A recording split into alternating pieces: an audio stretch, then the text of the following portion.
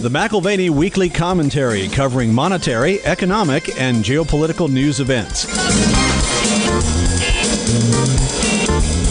In a world where no one cares about U.S. carrots and the U.S. cannot meaningfully use its sticks as sort of an enforcement mechanism, I wonder where we think the U.S. dollar is going here. I think it is to some degree delusional to think that the status quo can be maintained.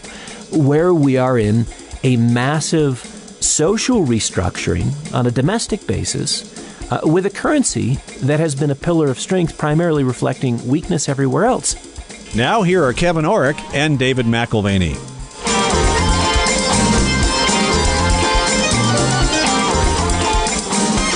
Welcome to the McAlvany Weekly Commentary. I'm Kevin Orrick along with David McAlvany. David, your dad's back in town, and you guys are talking geopolitics, and I was just thinking, what a wonderful thing when McAlvanys start talking about geostrategy, geopolitics, and there's plenty to talk about right now, not just in Asia, but in Europe. Of all the things that hit the news headlines, nothing raises my blood pressure like my dad being in the same room with me.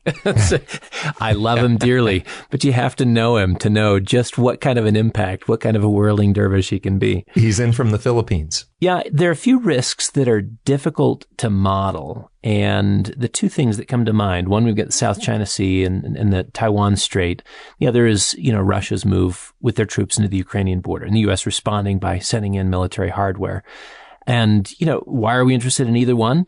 Well, I mean, clearly the fact that you've got a naval fleet of warships there in the Taiwan Strait and the South China Sea, my parents are keen on that as they're just a few miles away in what may, within months, be a hot zone. COVID-related lockdowns and the growing likelihood of martial law in the Philippines have both my mom and dad back in the United States for a little while. Actually, the first time we've seen them in almost 2 years. So we're very glad to have them. One of the things that you've brought out, Dave, and your dad for the 3.5 decades that I've known him, is that war looks very different, and geostrategy and geopolitics looks very different if you look at it from a financial standpoint. And I know why Taiwan is particularly interesting to you. Your parents are over there, but you were talking about the digital Yuan last week. And so, you have military moves, but you really can't do things with currency changes unless you've got the military to back it. And which comes first, the chicken or the egg? Things of a geostrategic nature or of a monetary economic nature. We covered some of the macro monetary and economic considerations last week in talking about the digital yuan. And by the way, Bloomberg covered the Chinese digital currency story again, but from a different angle over the weekend. And the conclusions were fascinating. The conclusions that the central bank digital currency is not a workaround for sanctions, that there are no concerns on toppling the dollar as the world's reserve currency, that it is not a threat to the U.S. dollar as a reserve asset or as a currency in use for trade settlement. I mean, as I read through it, Kevin, basically the things that Bloomberg covered in a very dismissive tone shined a very bright light on all the issues of particular concern. It was the real issues. But the two most disturbing aspects of that article from Bloomberg over the weekend were Yellen's discussion on financial inclusion, which is basically a commitment to kill the use of cash in the U.S. economy. And secondly, the congressional interest being piqued in having a digital dollar for Americans. And you had Jerome Powell, who said in February, as recently as February, we don't need to be the first. We just need to get it right. Well, when Bloomberg's coming out and saying, hey, listen, this is not a threat to the U.S. dollar. Pay no attention to the man behind the curtain. I think of Hamlet when it says, the lady doth protest too much, methinks. Don't you hear that? And, you had said last week that the currency that China's coming out with would probably be a template for what we would see in the United States. Yeah, and if you think in terms of a global currency reset, it may not be what we could have imagined in any period in the past.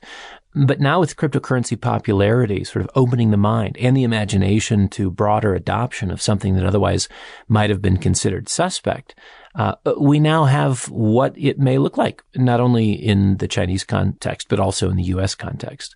It seems that all of history is written by underestimating the opposition. And you look at the Chinese, and one of the things that we hear right now is, Chinese couldn't replace that 88% transactional use of the dollar. You had mentioned last week that 88% of world transactions were in dollars. And, the attitude is that China's not strong enough or sophisticated enough to start replacing that. Well, and that was actually what was most disturbing about the article, I thought particularly asinine, stating that the Chinese financial system is too fragile and too weak to pose a real threat to the dollar status. And yeah, right. I mean, it sounded like from Bloomberg, the kind of messaging that you would have gotten from Britain in 1930 or 31, poking fun at the U.S. dollar on the eve of the 1931 sterling devaluation. And, you can poke fun all you want at someone who's not quite your ilk. But one of the great historic power transitions was afoot there in the 30s. And there was one other article I wanted to mention that I thought was critical coming out of this weekend. And it was also related to our conversations about cryptocurrencies and transactions and basically payment processing. And it dealt with the restructuring of the Ant Group, the affiliated business of Jack Ma's Alibaba. We've got a powerhouse in Amazon here in the United States, and Jack Ma has a powerhouse in Alibaba in China. And of course, they were trying to launch an IPO for Ant Group, which includes Alipay. That IPO was pulled a day before the launch. This was late last year.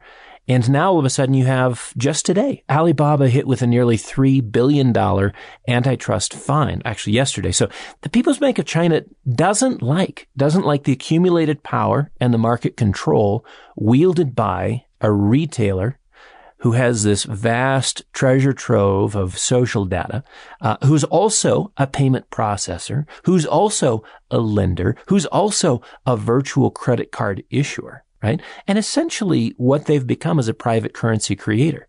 Not precisely, but the People's Bank of China is sort of moving into smackdown mode. And I think it's an illustration of what we spoke about last week, realpolitik applied by those with a money printing monopoly towards anyone who would challenge that monopoly. It's interesting to watch these powerhouses like China and Russia. And when something starts to encroach into their territory, they'll push back. You remember the interview that you did, and we've done multiple interviews, Dave, with Dr. George Friedman. And he said once Russia had lost the Ukraine, that it would be within 5 years that they would be back there because it played such a critical role in, that buffer zone, that 500-mile buffer zone, keeping encroachment from the West from happening. Which brought back so many horrible memories for them, over the last 200 years. Yeah, and the discussion in Europe right now around Ukraine, there's conversation about Ukrainian NATO membership. That, of course, is inflammatory to the Russians. Ukraine, I think, would like the protection. Russia has, for many years now, sought economic leverage via the energy markets and doesn't want to see the leverage that they're gaining over Europe dissipated by strategic alliances. And as you mentioned, Ukraine sits in the middle of very distinctive and opposing historic European interests. Russians have always appreciated the geographic cushion in Ukraine, vast geographic cushion.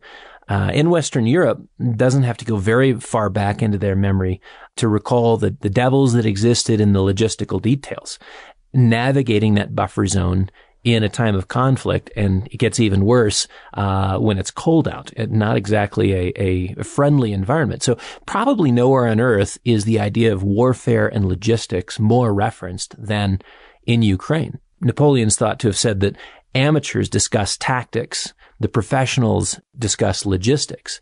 And my guess is he came to that conclusion after his Russian defeat in 1812. He went in an amateur, came out a professional, and was very much abused of the idea that he could move troops and horses through that region with success. But it goes back to Russia looking at this piece of land. This isn't about nostalgia. This is about strategic self-interest. They appreciate its role as a historic buffer zone then and hopefully now. Again, from their perspective. I just wonder, too, you had talked about personal interests. And strangely, there is a tie between the Biden family and Ukraine, and that's starting to show up in White House news as we speak. The press secretary said this week that Russia now has more troops on the border than anytime since 2014. So, for us, managing money and being in the precious metals business for 50 odd years, we keep those two geopolitical wildcards in view. Russia and Ukraine as number one, Taiwan and China number two, with escalating military exercises in both places. And, as I mentioned, South China Sea, U.S. naval presence, at least there to make a statement. And fascinating to us, as usual, markets remain oblivious to the importance of geopolitics. The markets are just drunk with free money right now, but I think it's going to have to come up at some point, isn't it, Dave?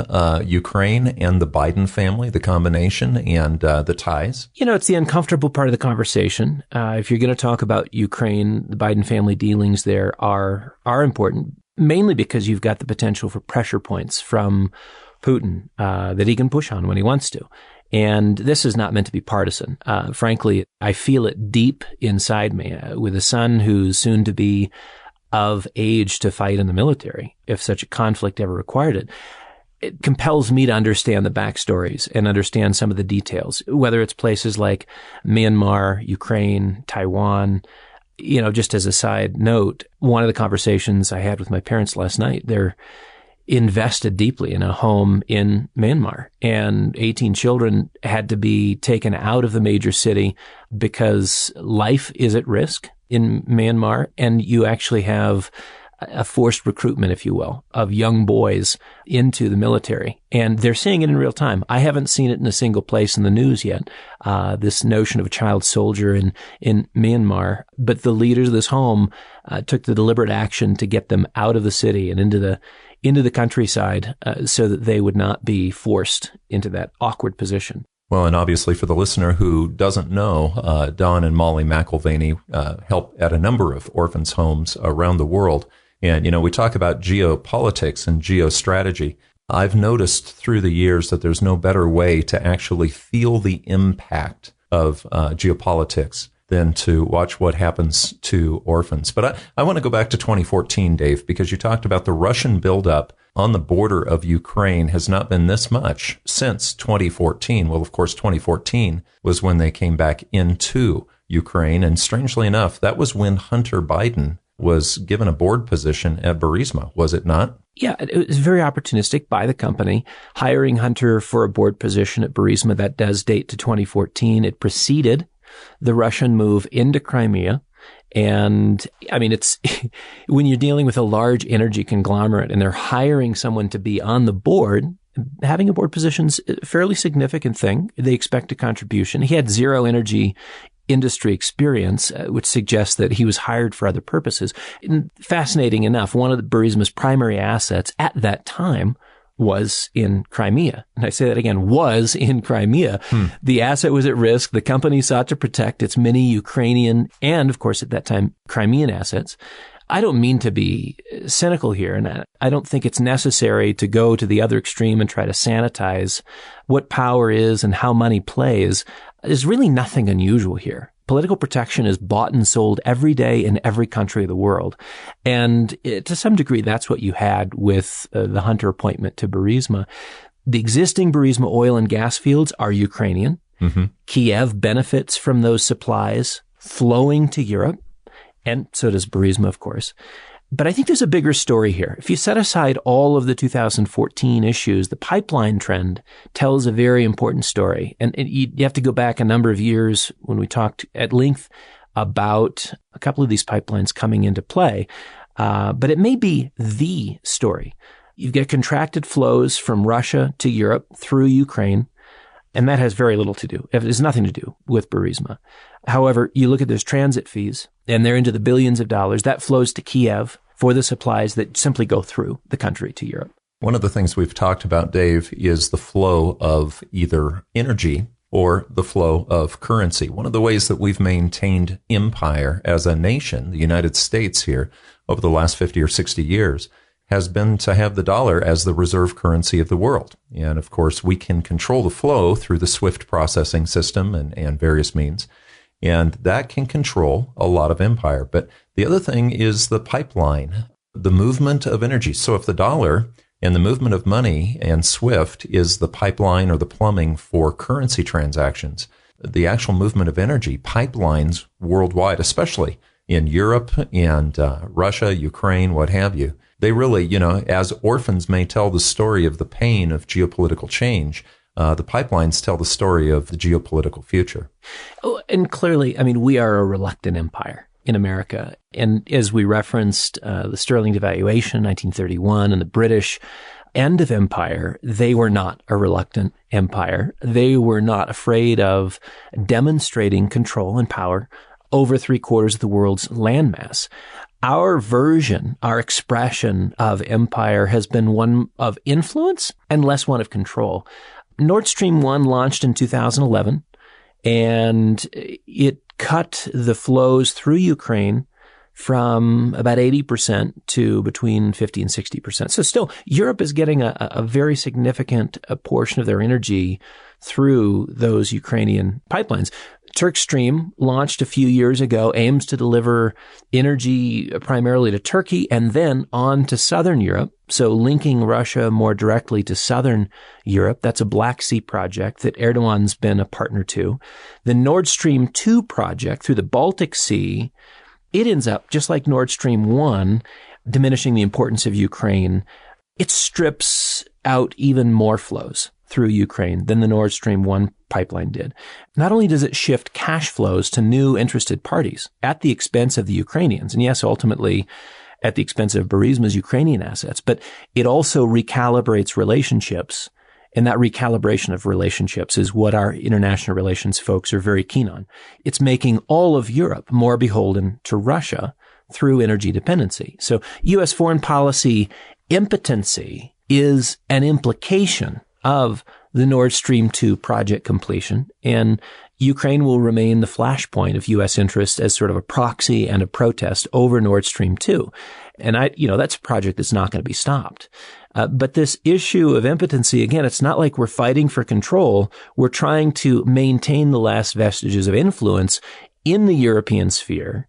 And yes, the dollar is at risk here. So, coincidentally, the dollar's facing all kinds of challenges, not the least of which we mentioned last year with the official launch of the Chinese digital currency. So sometimes when you see military action or the threat of military action, it actually may be to bolster and support a currency. There could be other reasons. You have to look underneath the surface to see what the actual motivation is. Yeah, it's erosion at the edges. And I think Hunter's history is a complicating aspect of U.S. relations with Ukraine. I think, unfortunately, if I'm just, again, maybe this is me being a paranoid father, I think it raises the risk of military conflict, including U.S. troops.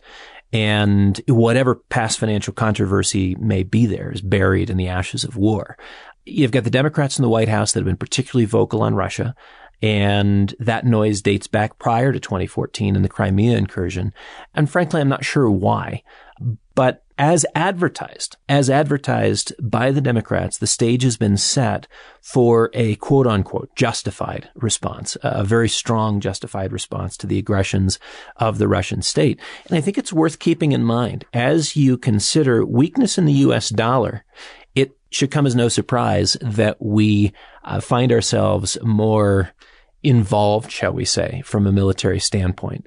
That serves as both a distraction and an excuse for spending even more money. One of the things that I've learned listening to Dr. George Friedman and reading his books is just sort of the personality. Dave, you've talked in the past too, the personality of these various countries. If you think of them as people and that they have personalities, Russia is very, very insecure in their security. Okay. We talked about the Ukrainian buffer, that 500-mile buffer. Well, it's because they've been invaded a number of times. I mean, Hitler, you can go back to Napoleon, but you can look that buffer actually is seen as the way that they have been able to stabilize and save themselves. I'm thinking now, too, about the currency again, Dave, because one of the ways that we control nations that are misbehaving is by changing the flow of their ability to use and buy and sell with dollars. And this brings up this fascinating twist where the Chinese digital currency has already contracted with SWIFT, and they may choose to use the SWIFT program of digital transfers of assets, and they may continue sort of a parallel universe where, again, they work around the SWIFT system. But you're right, the nature of warfare has changed. I mean, the geographic importance of Ukraine to Russia, that remains, I think, an elevated thing. And the U.S. administration, of course, prefers Ukrainian energy supply lines to the Nord Stream 2 alternative, whether that's strictly for geopolitical advantages or advantages of another sort is no longer clear. But our involvement in Ukraine militarily, I think it can be viewed through multiple lenses. The lens of financial self-interest, geographic historical significance, through energy politics. And if I were to guess, our objection to Nord Stream 2 is directly tied to Ukrainian energy deals, maybe only indirectly to the Biden family. But Burisma was not a conspiracy theory. You're talking about a company that wanted its strategic interests prior to Crimea protected and still does.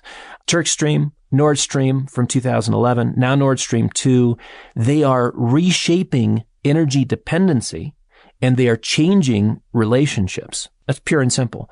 With that in mind, Russia is on the rise. Well, and I wonder then, with the announcement of the Chinese currency, especially during this period of time of geopolitical tension, is it a coincidence, the timing of the announcement of the currency, Dave? I don't think so. I think there's not many coincidences in life. Certainly, when we see coincidences, you can look and see who shares self-interest. And there are some self-interesting aspects of the Chinese and the Russians which align. So as things are heating up in Ukraine, China offers the world its first central bank digital currency. This is a time when the power of the U.S. Treasury is waning and the ability to enforce sanctions is becoming more difficult. And as the Bloomberg article points out, Chinese digital currency is not, I repeat, not intended to circumvent sanctions. In other words, yes, that's precisely one of the things it puts on offer to all of China's trade partners. So in a world where no one cares about U.S. carrots and the U.S. cannot meaningfully use its sticks as sort of an enforcement mechanism, yeah, I wonder where we think the U.S. dollar is going here.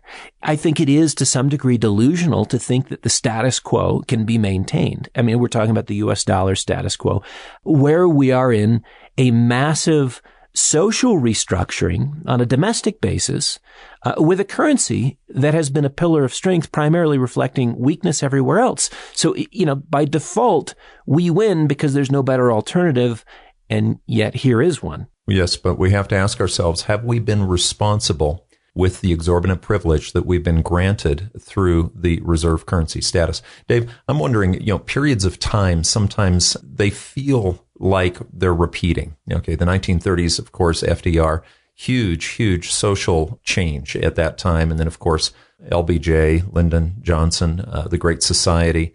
There were huge social changes at the same time that we were seeing changes in status of reserve currency as far as value goes and backing goes. Yeah, I think today's policymakers view what is responsible as capitalizing on the last vestiges of a COVID crisis. Now, again, massive social restructuring, which I mentioned a minute ago.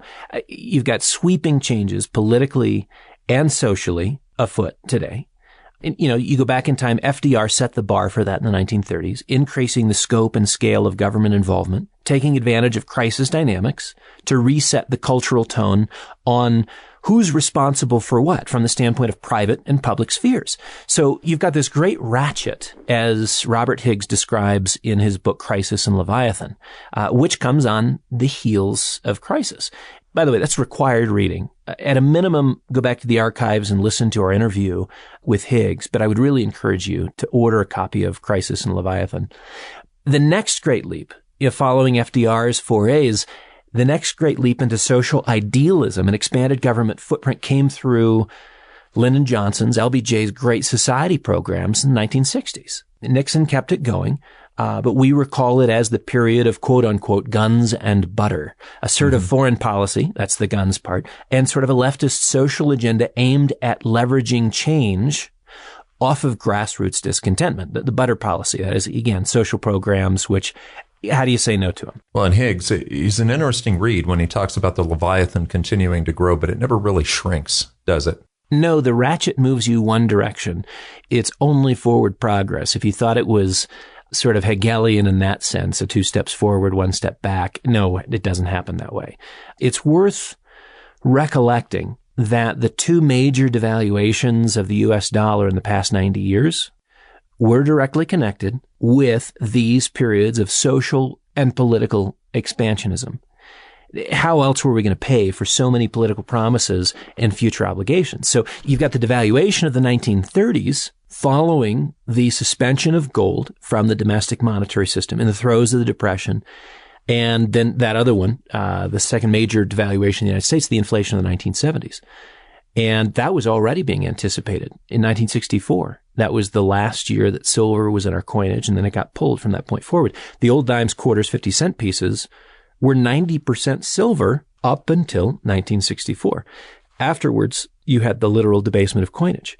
So in both of these periods, it'd be fair to recall sort of the layers of an onion. There's complexity here, layered in one on top of the other. There are political issues. There are geopolitical issues. There are monetary and economic issues, and they can't really be separated out. Onion layers of complexity.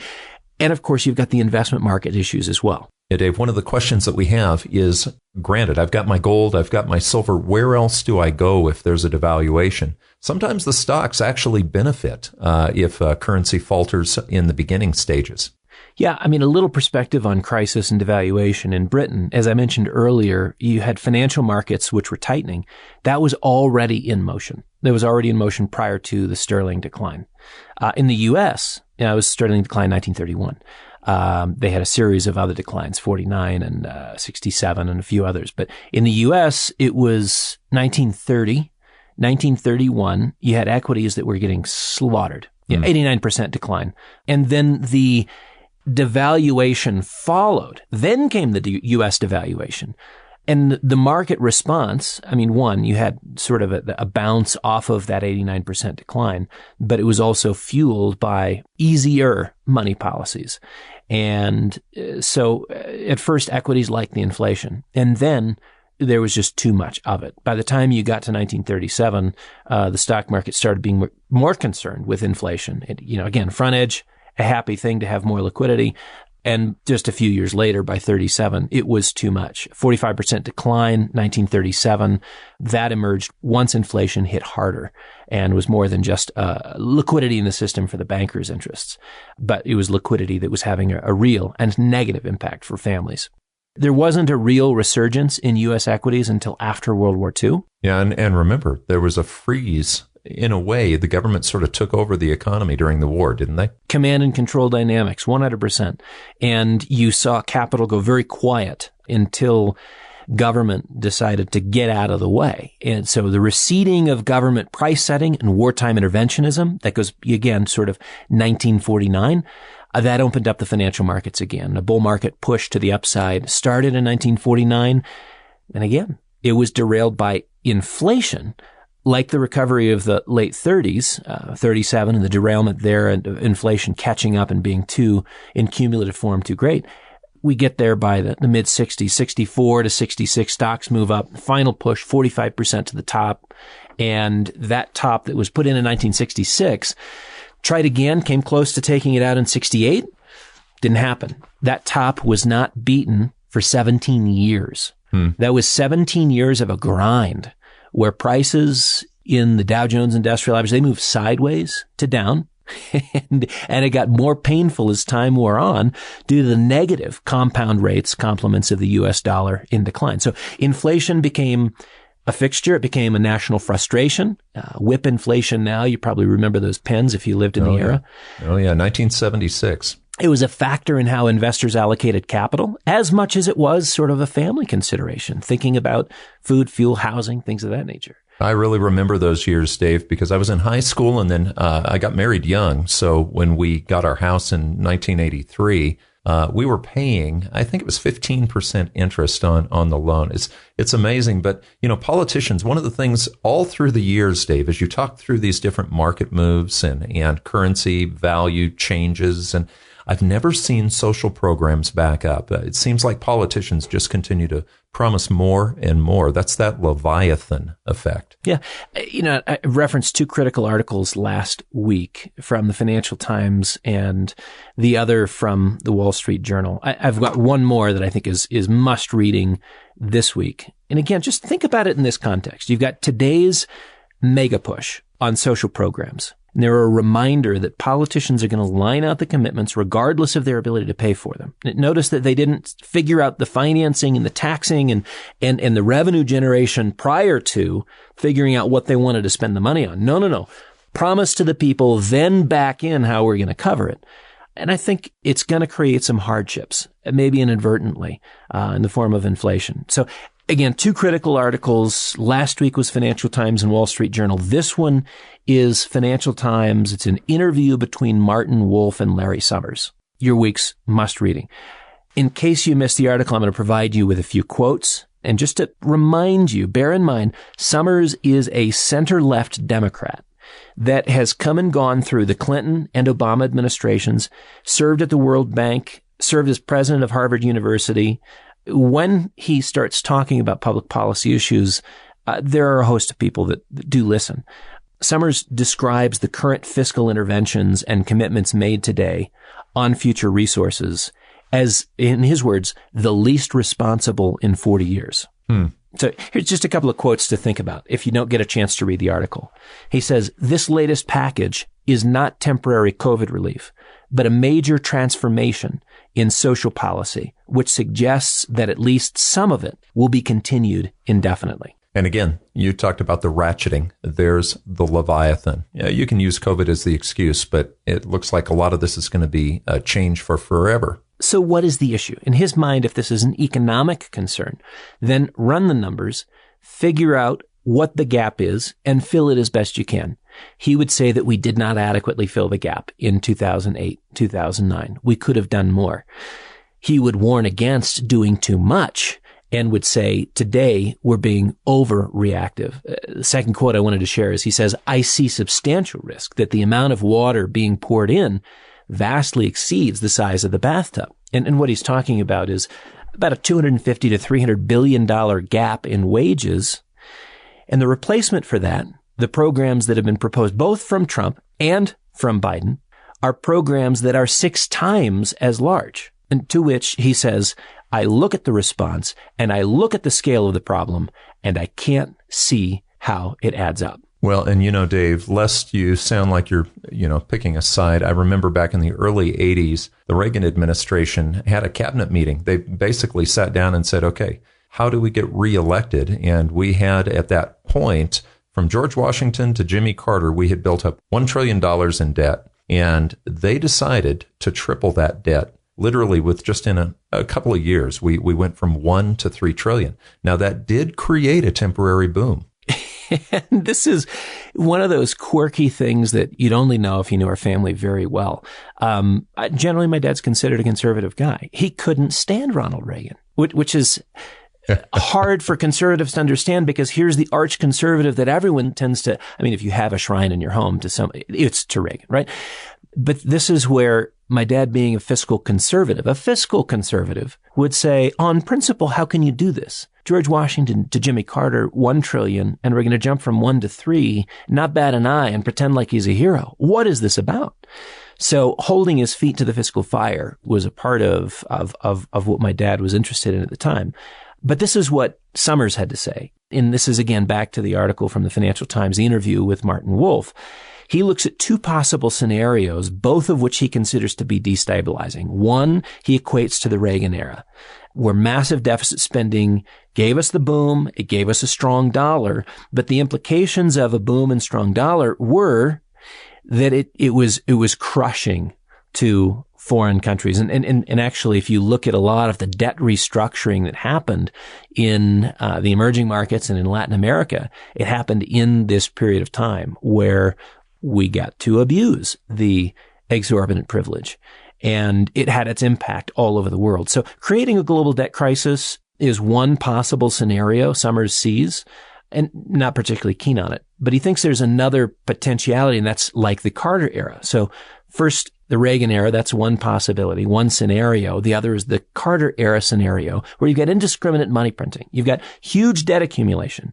And then you end up with a reputational repudiation. You're talking about the U.S. debt markets and the U.S. currency. No one wants our debt. No one wants our currency. Leads you ultimately to a currency collapse. And it's kind of funny that Summers is so sour on the Democratic plan to deliver social restructuring? Because he's a center-left guy. He does not mind the expansion of government. He does think that the size of government needs to expand. But to me, Kevin, the end of the story feels very similar. It feels like we've been here before to some degree. Yeah. And he puts it in fancy terms. He calls it iatrogenic volatility.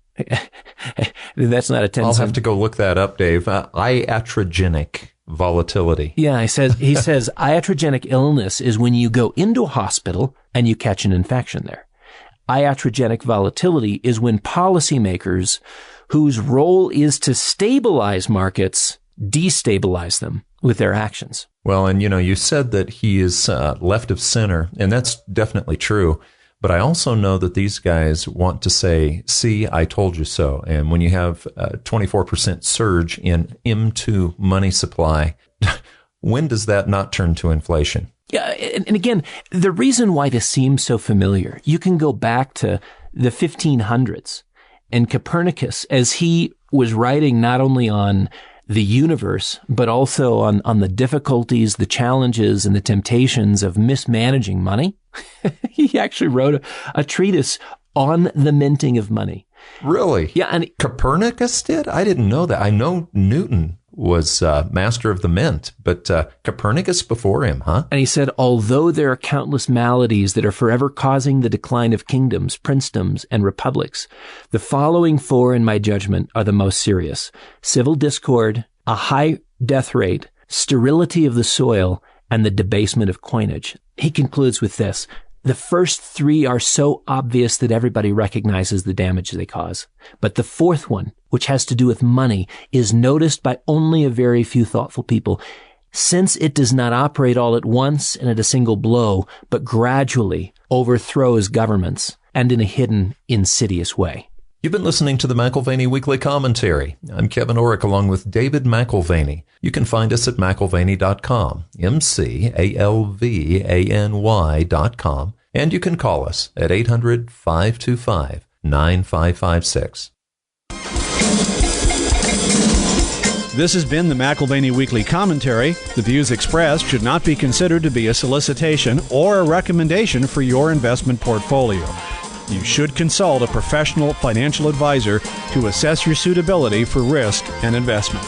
Join us again next week for a new edition of the McAlvany Weekly Commentary.